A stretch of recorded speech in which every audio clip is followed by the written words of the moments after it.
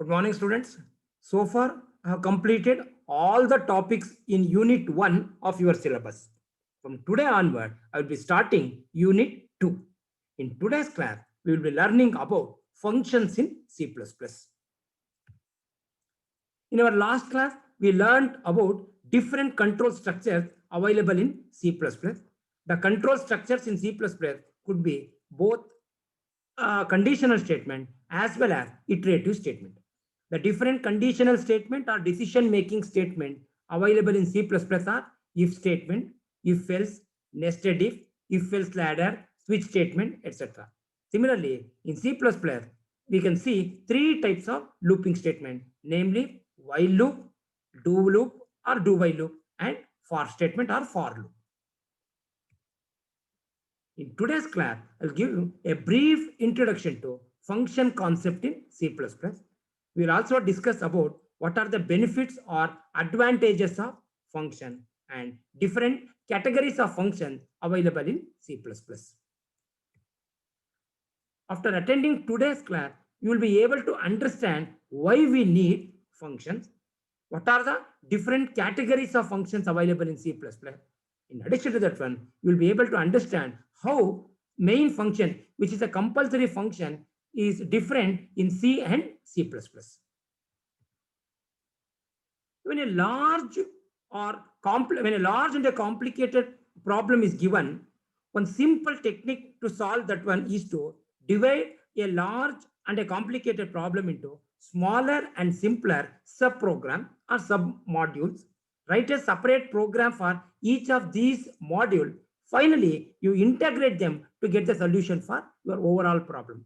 So that approach of dividing or decomposing a large and a complicated problem into smaller and simpler subproblem, that approach we call it as divide and conquer strategy. Each of the subproblem that is obtained by decomposition of the large problem, we call it as a subprogram. In C, in the subprogram is called by different name in different language. For example, the subprograms which are obtained by decomposition in C, we call it a function. In Pascal, we call it as a procedure. In Fortran, we call it a subroutine, etc. So the subprograms are called by different names in different programming language. So in C, each of the subprogram we call it as a function. Hence, a function in C++ is defined as a function is a subprogram which is called by main function. Generally, each of the subprograms are called by main function. Sometimes one subprogram can be called by another subprogram. One function can be called by another function also. Generally, main function calls the other function, but sometimes one function itself can call another function. So functions are the basic concept of structured programming. Already we discussed about structured programming in our previous sessions. A structured programming, the basic concept is to divide the program into functions. What is a function? A function is a set of statements, and every function perform some specific task.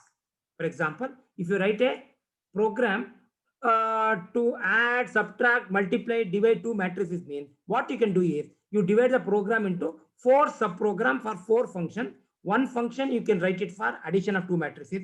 One function you can write it for subtraction, one for multiplication, and one for transpose, or one for division, whatever it may be. Then each of these functions perform a specific task. For example, the first subprogram or the first function, add function, performs the task of addition of two matrices. Similarly, the multi function performs the task of multiplication of two matrices.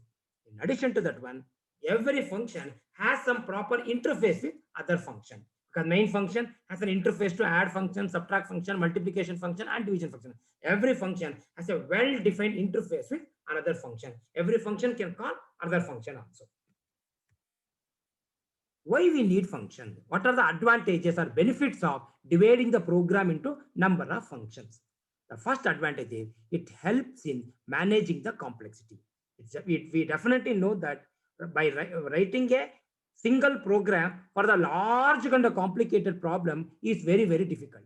Instead of this one, if you divide it into smaller and simpler module, then managing the complexity, because each of these module is small and simple. So with this one, through the decomposition process, we can manage the complexity.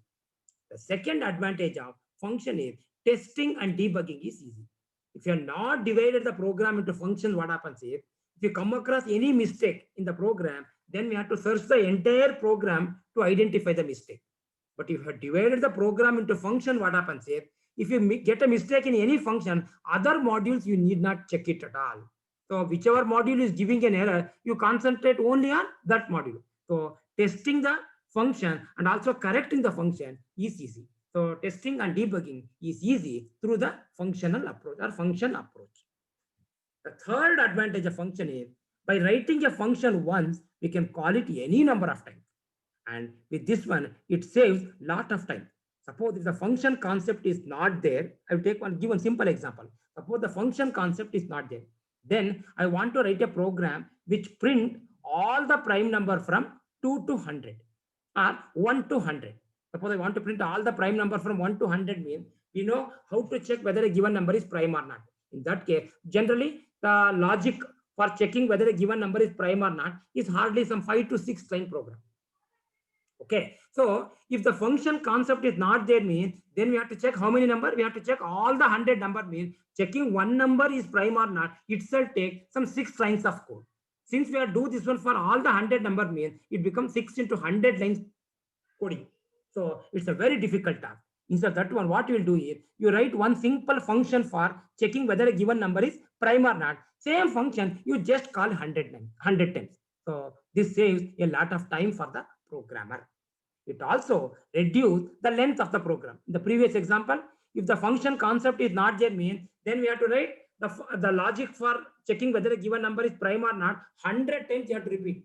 For checking one number only, it takes hardly 6 lines means, then for checking 100 number, it becomes 600 lines. But now what happens is, you are writing it only once. You are writing it as function only once, and you are calling only 100 times. Calling each time it calls 100 lines, and writing it one time it takes 6 lines. Means hardly it becomes 106 line program. And by writing anything as a function, you can share it with other programmer. For example, there is a library function called square root. Every programmer need not write the separate function for square root because it is already available in some header file. Then you just writing a link called hash include maths.h. You can use, every programmer can use square root function. So functions can be shared. In addition to that one, it is easy to develop a function rather than developing a complete program. It's easy to understand also and easy to modify also. So these are some of the benefits of decomposing a program into number of functions. One is complexity can be easily managed. Testing becomes easy. You can write it once and call it any number of times. It naturally reduces the size of your program. And by writing it as a function, you can share it with other programmer. And also, is developing, understanding, and modifying a function is easy rather than developing, understanding, and modifying the entire problem as one single program. Different are both in C and C++. The functions are categorized into two types. One is library function, other one is user-defined function. Library function, as the name indicates, it is not developed by every program. Every programmer need not write user library function. Library function is nothing but predefined function. Already they are available, already they are developed and stored in some header file. If you want, you can, by including that header file, you can use it in your program. So hence, library functions are also called as built-in function. They need not be written by every user. Every library function is available in one header file or the other header file. For example, sqrt, POW, log, sign, cos. These things are available in the header file maths.h. strlen, strcat, strcmp. They are available in the header file string.h. So different library functions are available in different header file. Some of the examples of header file are sqrt, strlen, POW, etc. Both C and C++ support number of library functions. And those functions which need to be written by the every individual programmer, we call it as user-defined function. And user-defined function are not available in any of the header file because they need to be written by every individual programmer depending on his application, depending on his necessity. Some of the examples of user-defined functions are fact, sum, Fibonacci, main.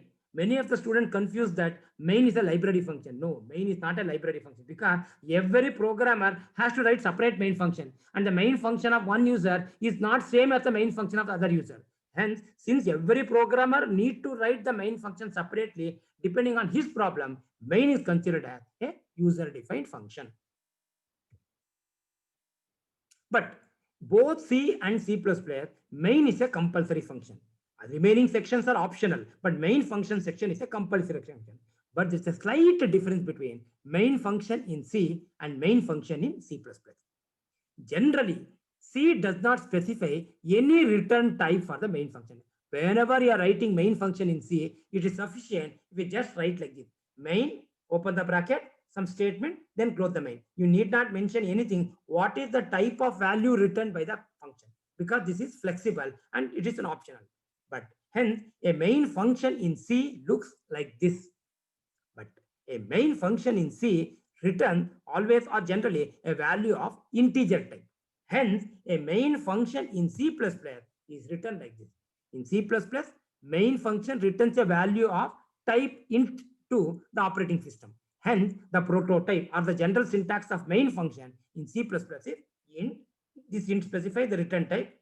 Main, no need to give any argument. Or generally, sometimes main function also sometimes can accept argument. In that case, it is written like this. Int main, int argc.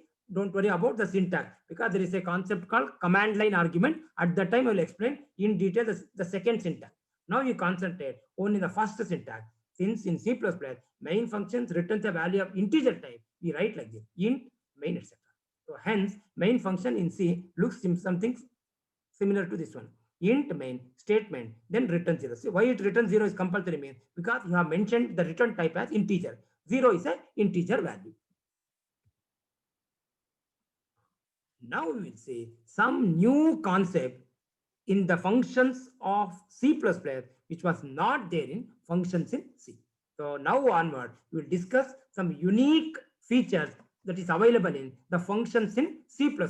Those things are not available in C. Let us take up one by one. The first new concept or first new feature that is added to functions in C++ is function prototyping. A function prototyping is an additional feature of C++ because it was not there in the earlier C language. What is a prototype? A prototype is similar to general declaration. It's a type of declaration which is written in the calling function. Generally, main is a calling function. For most of the cases, main function is a calling function. In that case, whichever function the main function is going to call, then the syntax of that function or the general declaration of that one should be mentioned in the main function. So that's why a function prototype, you call it as a declaration. It's a declaration statement that is written in the calling function. And what is the purpose of prototyping? A prototyping is a declaration that tells so many things to the compiler. It tells the name of the function. It tells return type of the function, return data type of the return value of the function, number of argument the function takes, and data type of each and every argument. All this information will be known to the compiler by looking at the function prototype. So since already mentioned, prototype is a declaration, means that should be the function prototype should be mentioned in the declaration part of a function. So before you call any function in C++, its prototype must be mentioned in the declaration section. I'll give an example so that you can understand what do you mean by function prototyping. So now we should just understand that one function prototype is a declaration. The purpose of it is to tell the compiler what is the name of the function that you are going to call it, what type of value the function is going to return, how many arguments the function accepts, or how many you are passing, and what is the data type of each and every argument. Let us see some example. See, when a function is called, so first, before calling the function, first you have to mention the prototype. Then whenever you call the function, at that time, the compiler matches the prototype with the actual calling point. So it checks whether the number of argument in the mentioned in the prototype matches with the number of argument you're passing in at the time of calling the function. Next, the data type of the return value is same as the data type of the value the function is going to return, and the data type of every argument matches with the data type of the argument that is mentioned in the prototype. There must be one-to-one match between function prototype and the function calling point. If it is proper, if it is correct, then the execution continues. Otherwise, the compiler gives some error message. So any violation in matching the argument or the return type will be caught by the compiler, will be detected by the compiler. That's why C++, we call it as a strong type checking language. But prototyping is not compulsory in C. Even if in C also, if you write the prototype, it's good only, but it's not mandatory. But in C++, without prototyping a function, you cannot call a function. Next, this is the general syntax of prototype. First one is return type. Next, function name, then the argument list. Example, you take this example. Float, sum, float, comma, float. What does the declaration tell? That is, declaration tells so many information to the compiler. The first tell it what is the name of the function. The name of the function is sum. How many arguments the function takes? Since there are two data types, the function accepts two arguments. What is the data type of each and every argument?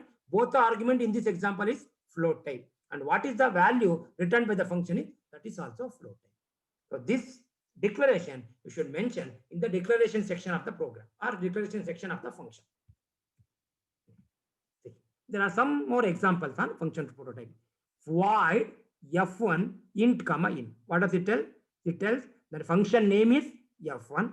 It takes two arguments, both of them are integer type, and returns a value, does not return any value because the return type is mentioned as void. The second declaration, float f2 int comma long int comma float. That function f2 takes three arguments. First argument is of integer type, second argument long integer, third argument is float type, and the return type is float. Third declaration, int f3 char comma int comma float. Here the function name is f3. It accepts three arguments. First one is character type, second one is integer type, and the last one is float type, and the return type is integer. Fourth declaration, it's quite interesting. Float f4 int star comma int comma int. What does it indicate? That function f4 takes three arguments. First argument is mentioned as int star, means the first argument is always an array. Wherever int star means it is an integer array, float star means float array, char star means it's a string.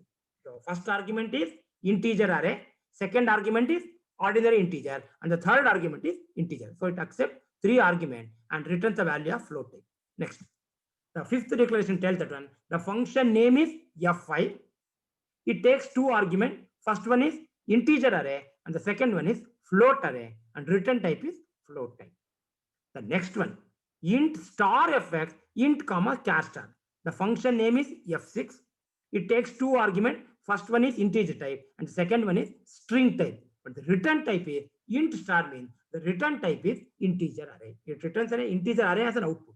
And the last one, void f7 char star comma int comma float star. So that here the function name is f7, no return type because void, and it accepts three arguments. First one is string because char star, second one is integer, and the third one is float array. Now we'll give you one simple program illustrating how to prototype a function. So definitely you should know, remember that function prototype is a declaration. So first one is hash include iostream.h, that is for C in, C out, input operator, output operator, conio.h purpose, you know. Next, in this program, I'm finding the factorial of a given number. So n is the input and C. This is the declaration line. So here the function name is what? Fact.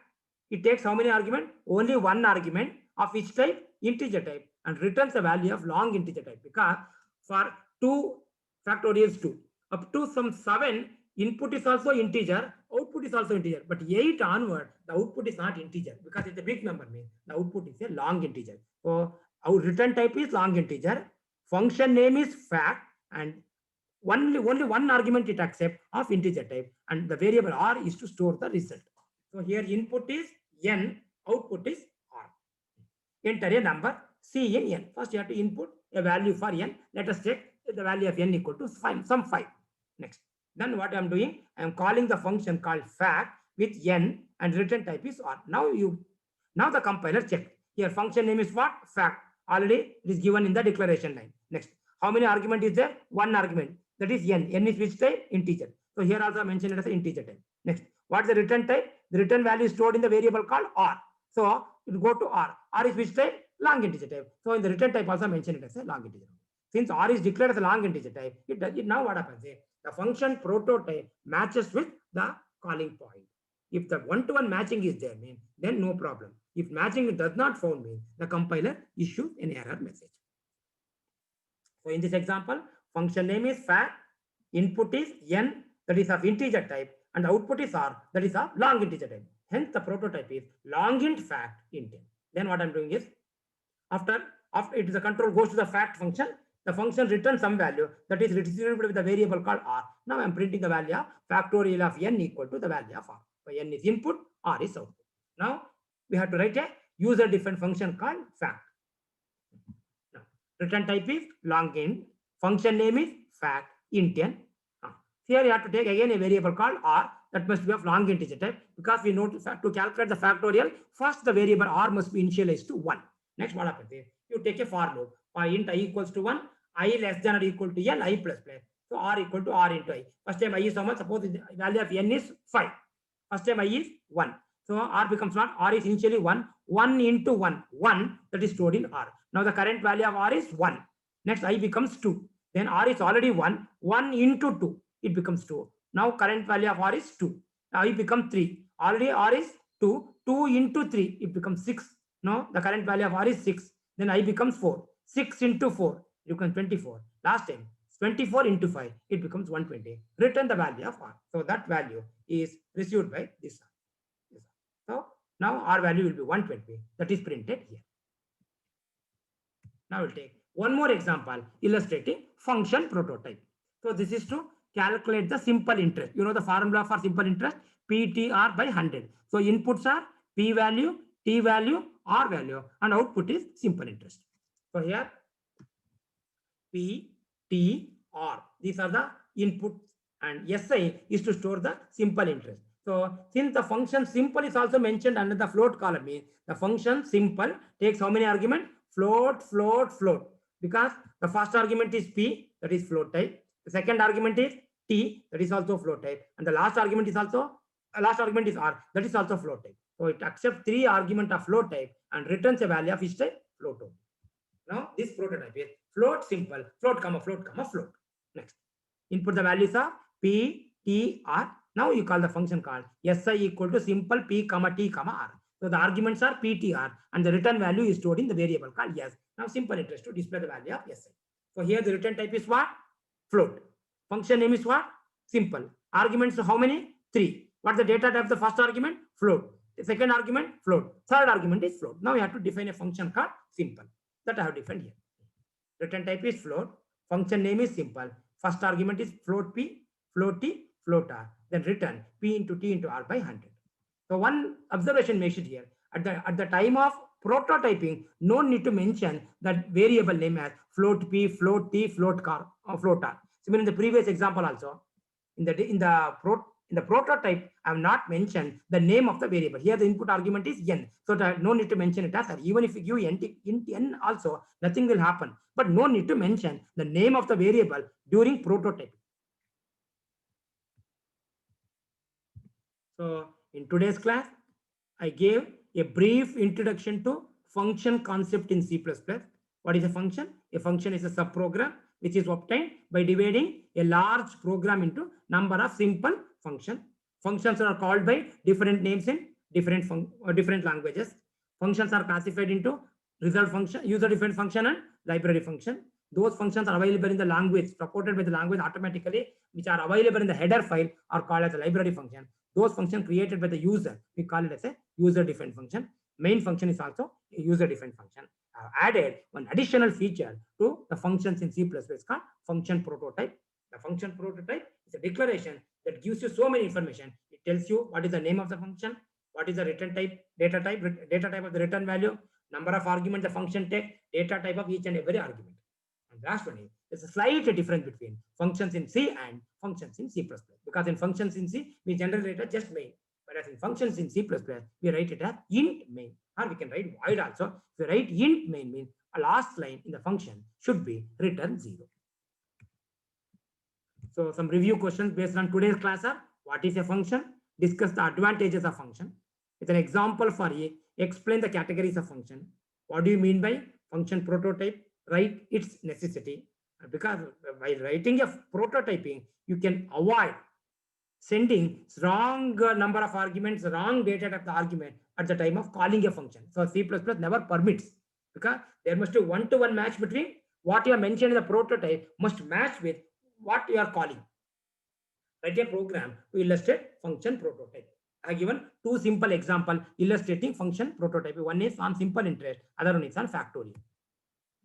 So some multiple choice questions on today's class are: function can reduce the length of the program, function can be shared, function can be called any number of times, all of the above. Because all these features are available function means the correct answer is D.